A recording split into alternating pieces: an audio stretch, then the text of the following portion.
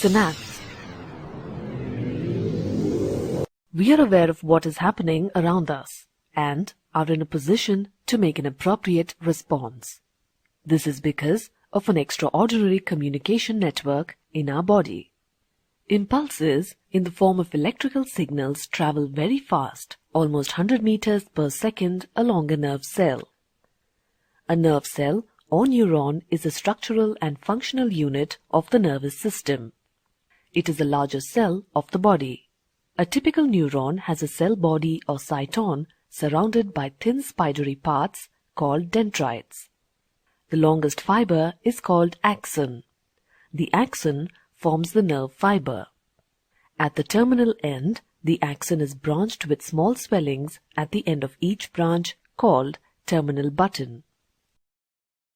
Nerve impulses are relayed from the axon endings of one neuron to the dendrites of another neuron.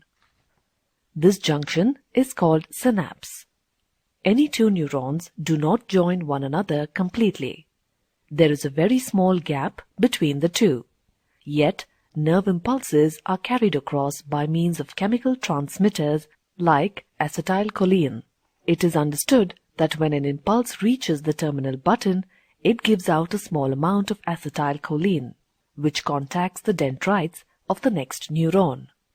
We can now conclusively say that a microscopic gap between a pair of adjacent neurons over which nerve impulses pass when going from one neuron to the next is called synapse.